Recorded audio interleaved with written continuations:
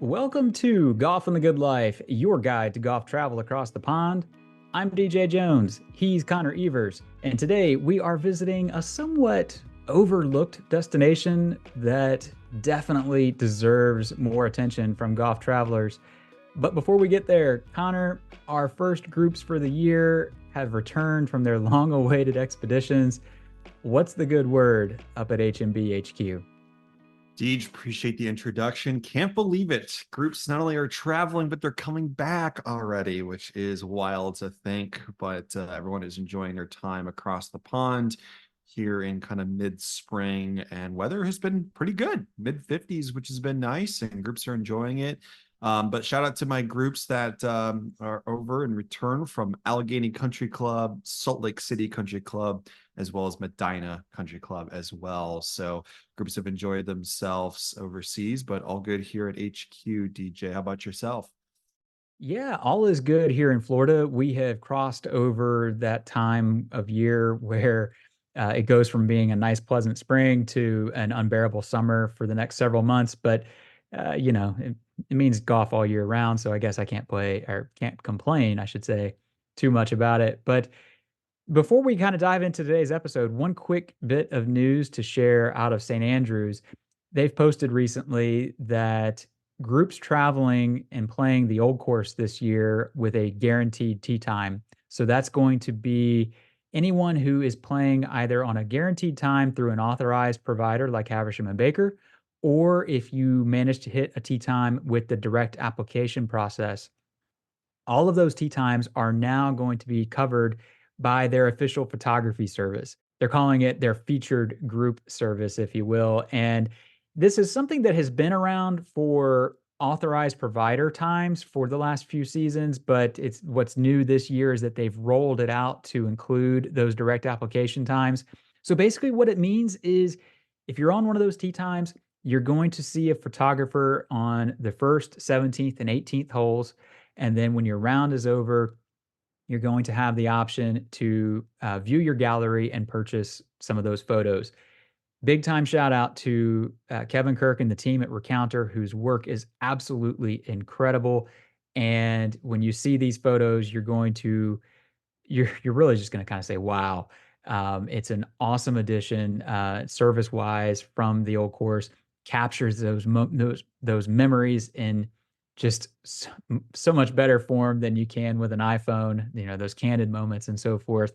So if you're traveling on one of those times, be on the lookout. You will get a message when your round is over, to invite you to go take a look at those photos. But shifting back to today's episode, we are headed to the Channel Coast of England.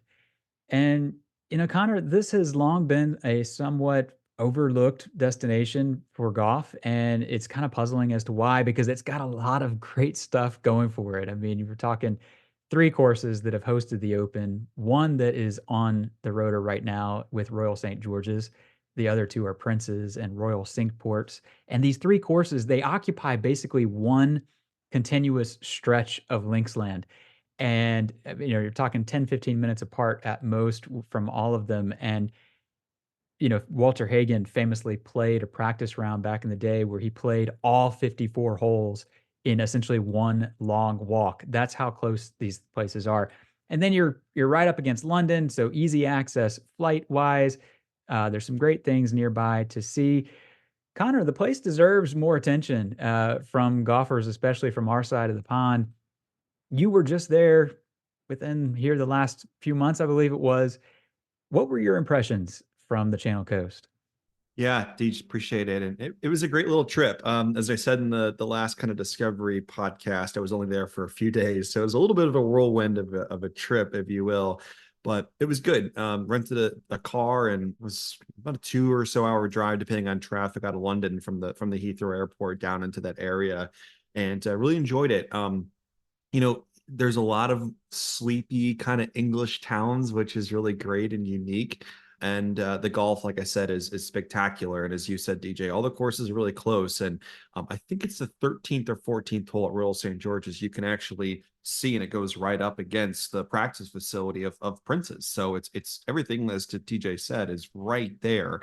So it's easy access and minimal drive times comparatively to some other places. But like I said, it's kind of overlooked, and it shouldn't be, just especially with the courses. And Royal St. George's hosted the Open recently in 2021. So when Colin Morikawa won it there, but it's just a great area, and I think a lot of groups should go there.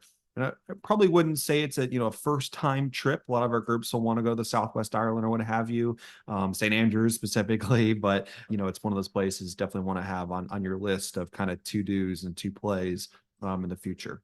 You're right. I mean, it's crazy that, so many of these destinations that are so good, for most, it's a third, fourth, fifth trip kind of thing because there's so many regions that you got to check off, and certain ones are of course going to have priority, and so it's understandable that this one might be a third or fourth stop sort of thing, but plenty of great reasons to head this way.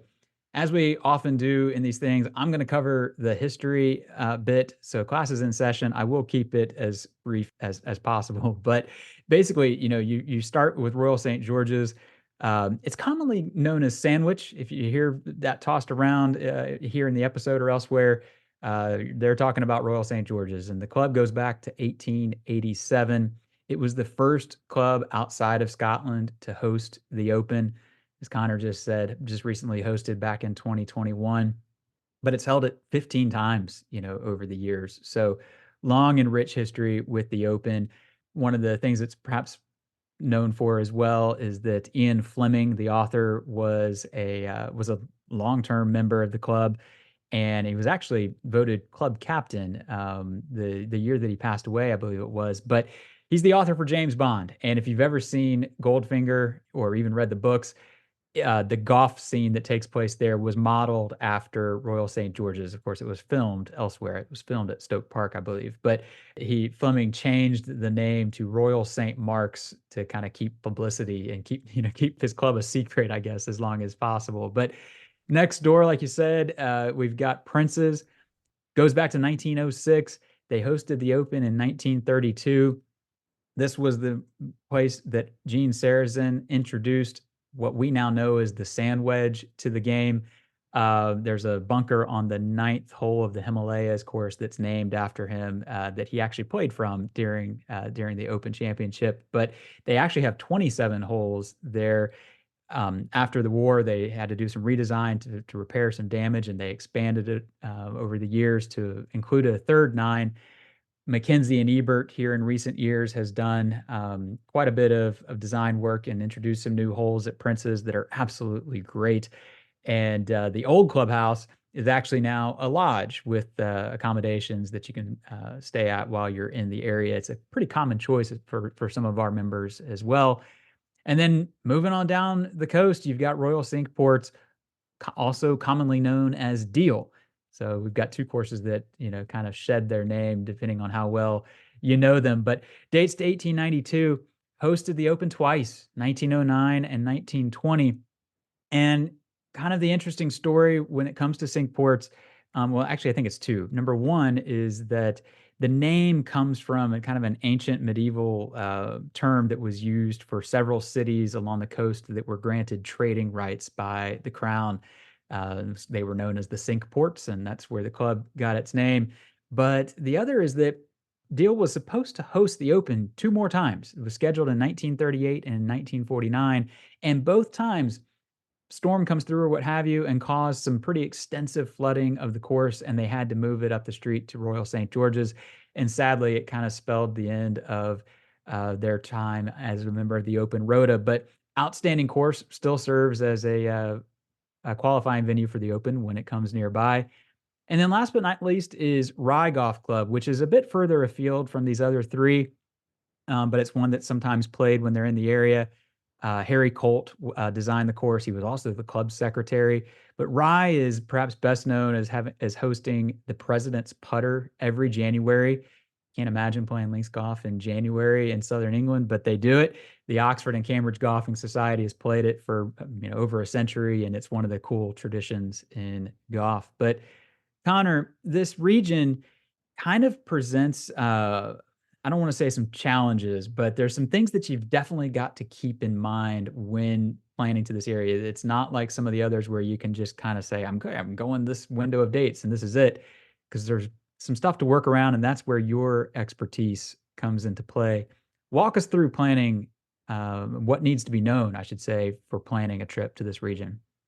Oh yeah, you're definitely right. And I wouldn't say it's challenges, just things we need to work around. And I would say it's one of the more complex areas to book. A lot of groups that go down into the area, they go down there first. They usually land into London Heathrow, go down, play the golf down in the area. Usually Prince's, Cinque Ports, Royal St. George's, potentially Rye, and then they'll come back up to the Surrey area and play golf there. So there's different visitor times, and just putting a trip together is a lot more complex comparatively to even Southwest Ireland or the Highlands of Scotland or what have you. So it's a little bit more complex, and again, why a lot of groups turn to us to kind of book this type of a trip.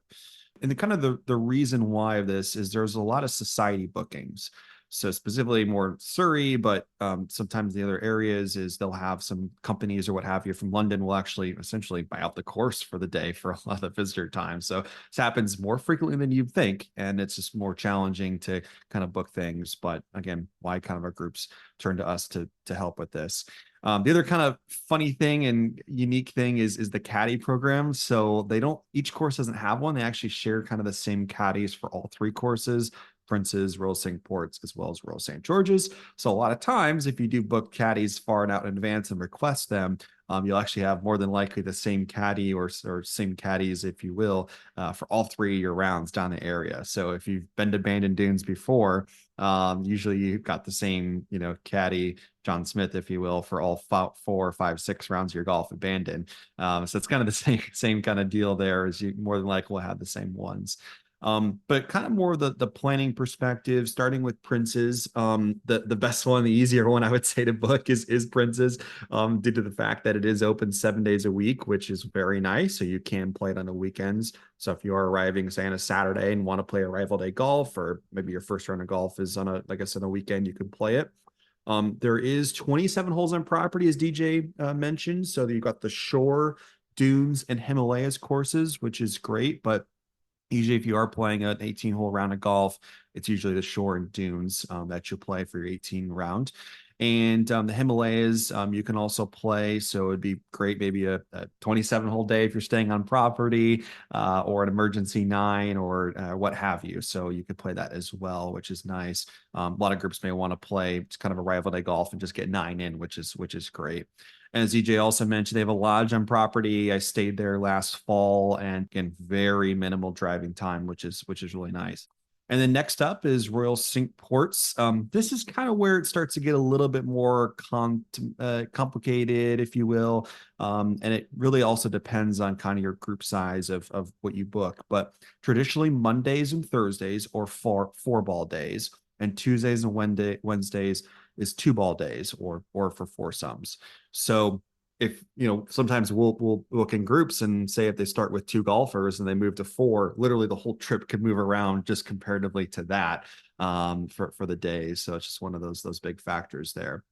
And then next up is Royal St. George's. It is open for Mondays and Thursdays, which is a 2-ball day, and Tuesdays is 4-ball days. And then Rye is a little intriguing. So it is at secretary discretion of being able to play.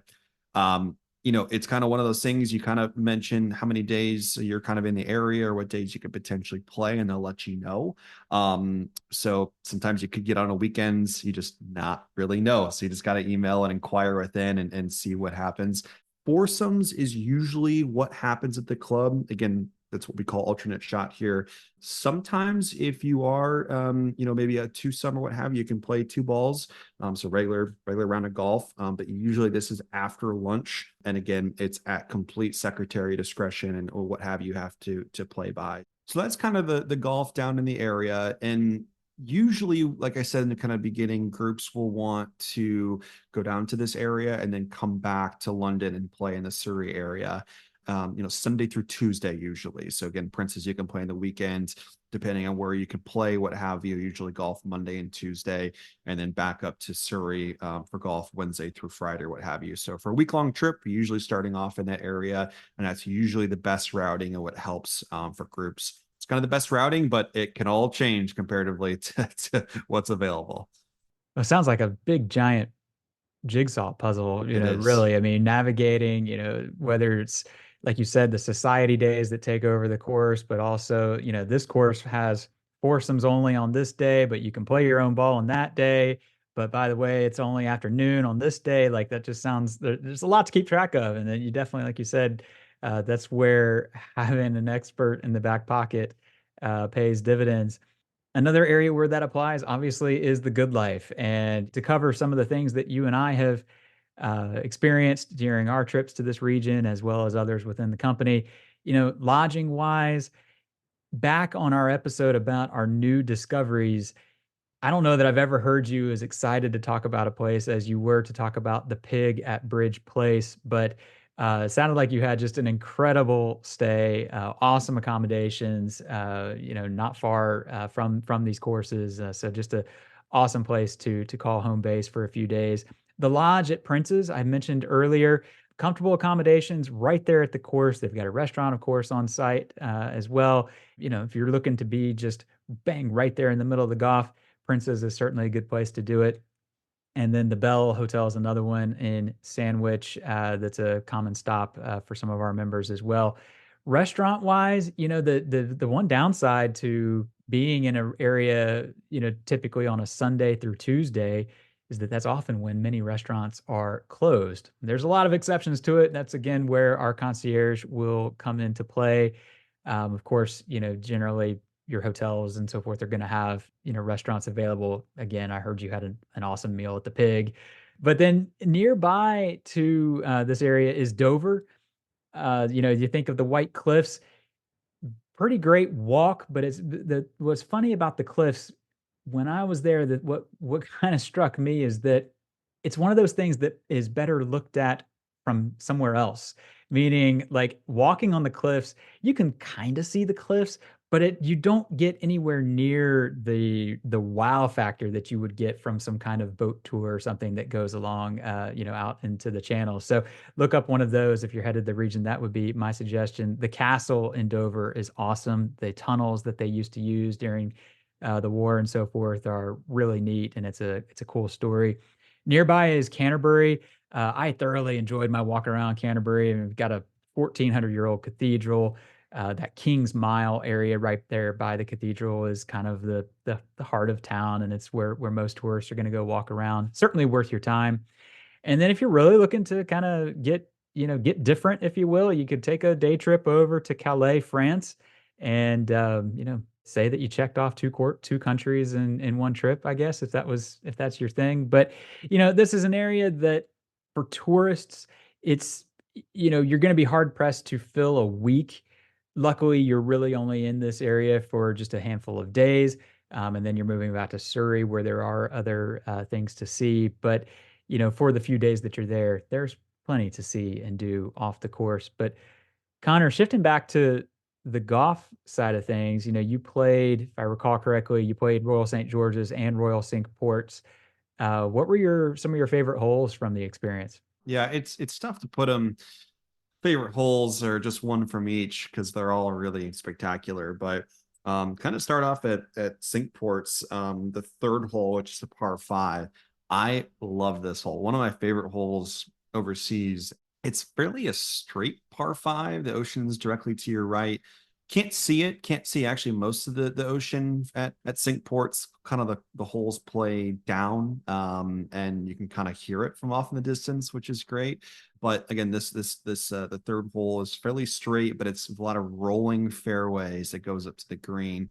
But I laid up my second shot in the fairway, and it's kind of a blind shot. You can kind of see the top of the flag. And once I had no clue, I'm just out by myself and I had a yardage book, and then walk up to the green. And essentially it's a punch bowl green. So you can have some fun with it. So I finished out the hole, and literally I just grabbed like a 7-iron and probably hit 10 to 12 bump and runs just to play around with it. put around the slopes. It was just so much fun. It was awesome. And the front nine there is just, it's spectacular. Some other really good holes.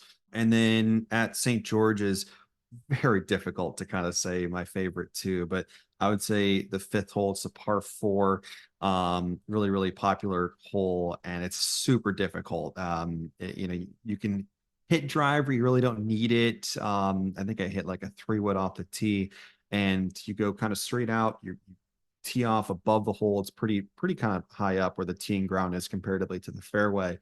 And then once you get out into the fairway, the green kind of jets directly to the left. And if you don't hit it far enough, you got a blind shot. But if you do hit it far enough, you usually have an uneven lie. So it's just very, very fun. And it's after playing both courses, but more specifically St. George's, you just have to be very specific with where you tee it, where you leave your ball, and kind of where you leave your second shot. But both courses are fantastic. When you've got a course where so many of them are so memorable, it's definitely hard to pick one. One quick St. George's story and one quick Princess story. Our founder and chairman, Sam Baker, tells a story where St. George's, the links there, it's I don't want to say it's flat, but it's more of a rolling, Mhm. terrain, but it lacks like some of the big, huge dunes and landmarks and so forth to that you might sometimes use for a line, say off the tee. And he said that St. George's was the first place where a caddy ever gave him a line using a cloud in the distance. Like, hey, you see that cloud that looks like Mickey Mouse, aim at that. And then that was how he got his line. The other story from Prince's is, you mentioned earlier that the shore and the dunes is typically what most will play on an 18 hole. Well, I also played the Himalayas, and talking about favorite holes, for me, it has to be the 5th on the Himalayas 9 there. I was playing by myself. It's a very short par 3. It's a new hole. Mackenzie and Ebert built it here within the last several years. There's a big blowout bunker that kinda leads up to it, and then the green has this, like, hill feature on the front left of the green, and the pin was set kind of right behind that hill, and I hit a wedge that landed right on top, and it took the hill perfectly, and it's the closest I have ever come to a hole in one. Still never had one, Mm. and it was only about 2 inches, tops from the hole, and it was so good of a moment that, they had these little sketches, of the hole that I brought one home, that Mm. and framed it and put it in my bathroom, because I wanted to remember that wedge. But Connor, a lot of great golf here on the Channel Coast, and hopefully a place that more will start to visit, here in the future. Before we wrap it up, any final thoughts from this area? No, I don't think so. Like I said, it's one of those areas where not a lot of our groups will kind of think of going for their first time, obviously, but it's one that I think everyone, like I said, should have on their list and go. The golf is spectacular, and to pair it with the golf also in Surrey is great. I've actually got a group next year that's kind of doing a one-off trip down to the area, and it's going to play a couple of the courses twice, which is great. So definitely go to it, have it on your list. You'll enjoy it. No doubt about it. Well, as usual, we will link to everything that we've talked about today in the show notes. If you got any questions, DM us on social media or send us an email, golf@haversham.com. But otherwise, thanks for tuning in. We will be back again soon with another episode. But until then, we wish you plenty of golf at its finest and life at its best.